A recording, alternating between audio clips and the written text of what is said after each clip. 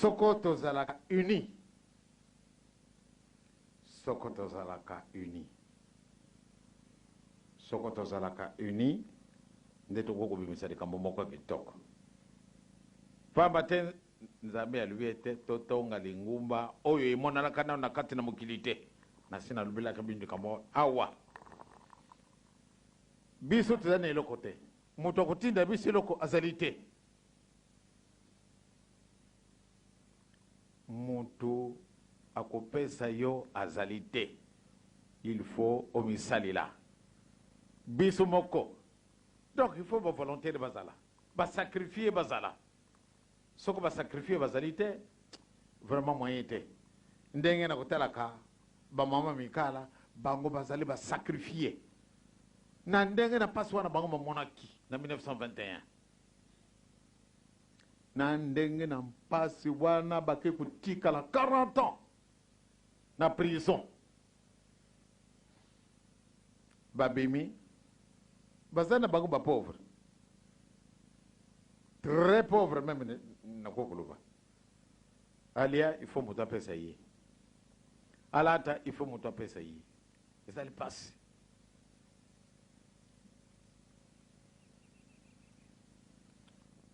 Pona ni bandimi passe wana pamba te basiba yibi malamu te. Atandele.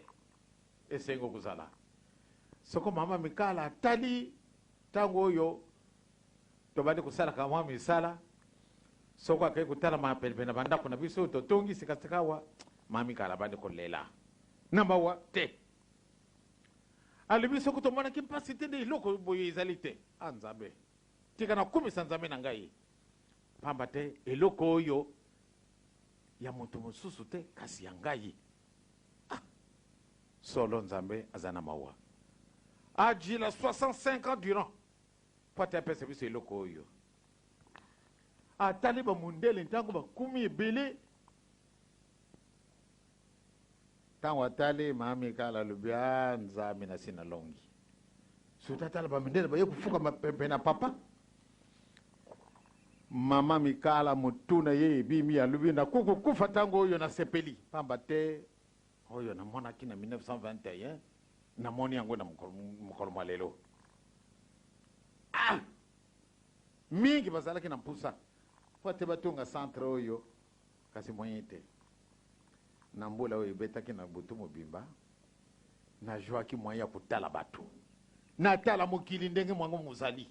Ba mama batata. Ay.